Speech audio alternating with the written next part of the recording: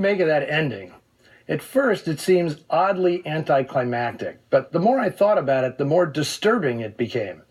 Now, there's nothing to suggest Howard will be taken into custody or that he'll find the perfect job for him, janitor at the Bedford Falls Sanitarium.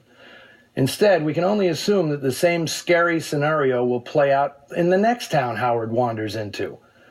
Now, this quiet ending may seem like a small thing, but it's indicative of the kind of unexpected, ambiguous approach to storytelling that Ida Lupino tried to bring to her movies. Subversiveness can sneak up on you, doesn't need to be bombastic. Now, if this film were made today, Helen, probably played by Jamie Lee Curtis, would of course stab Howard to death in an orgiastic bloodbath finale, only to have his body be gone when the cops show up. Although this is basically a two-hander for Robert Ryan and Lupino, a couple of members of the supporting cast rate a mention. Helen's boarder, Mr. Armstrong, is played by versatile character actor Taylor Holmes, familiar to Noir fans for memorable roles in Kiss of Death, Nightmare Alley, and Act of Violence. He and Lupino went way back. In fact, Holmes reminded Lupino that this production was a reunion of sorts for them. He'd performed with her father, Stanley Lupino, on the London stage in 1920, and it was his job to keep Ida from crying because she was only 2 years old at the time. The role of Ruth Williams, Helen's niece, was played by 19-year-old Barbara Whiting. I know one thing. Aunt Helen won't be quite so lonely anymore with you around. Her father, composer Richard Whiting, wrote such classics as Ain't We Got Fun, On the Good Ship Lollipop, and Hooray for Hollywood. Her sister, Margaret Whiting, was a popular singer in the 40s and 50s, and the two of them co-starred on the TV sitcom Those Whiting Girls, a summer replacement for I Love Lucy from 1955 to 57. Margaret later married Jack Wrangler, the biggest name in the annals of gay porn. But that's another story for another time. Harry Horner acquitted himself well in his first shot at directing, but then to hear him tell it, he'd been preparing for this all along. In a 1951 interview given before Lupino hired him to direct this film, Horner described his work as a film designer as being essentially a co-director.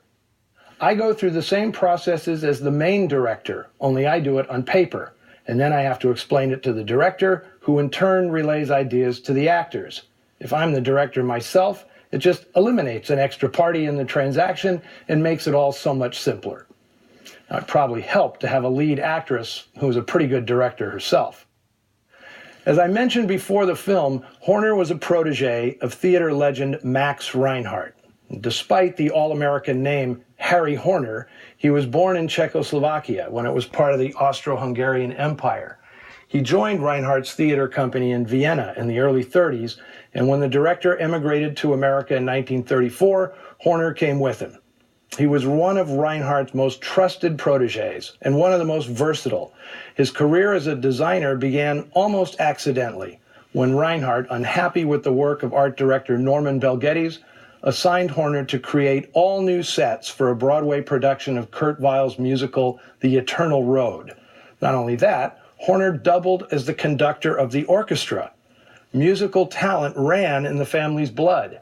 Harry Horner's son, James Horner, was one of the most prolific film composers of recent times, with scores that included Braveheart, Apollo 13, A Beautiful Mind, and Titanic. Now, among Harry Horner's early credits as production designer were The Little Foxes, A Double Life, and Born Yesterday. So he obviously learned a lot about directing from two of the best in the business. His own directing career was confined to the 1950s and featured a couple of other noirs, 1953's Vicky, a low-contrast remake of the 1941 Fox film I Wake Up Screaming, and the intriguing and hard-to-find A Life in the Balance, a U.S.-Mexico co-production from 1955 that starred Ricardo Montalban, Anne Bancroft, and Lee Marvin. It's based on a novella by Georges Simenon, and Horner co-directed it with Rafael Portillo. Although Horner never directed a feature after 1956, he was far from finished creatively. He returned to production design and won a second Oscar for 1961's The Hustler. After that, he worked on an eclectic array of pictures, including They Shoot Horses, Don't They?, Up the Sandbox, Harry and Walter go to New York, and Walter Hill's existential neo-noir, The Driver. Horner had this to say about current trends in movies. There's a big movement toward the spectacle. It's a bad move and should be counteracted. The movies are going all out and trying to fill big screens with mass movement. Eventually, they'll get back to people and simple emotion again. He said that in 1954. Harry Horner died in 1994, but I wonder what he'd make of the mass movement on movie screens today. Always check in with us on the Noir Alley Facebook page and Twitter feed, and please, during this festive week, refrain from killing any spouses, loved ones, or family members during holiday celebrations. Speaking of which, next week we'll ring in the new year by visiting Ground Zero in the film noir movement. Be here when I present the most influential noir of them all, Double Indemnity. Feliz Navidad.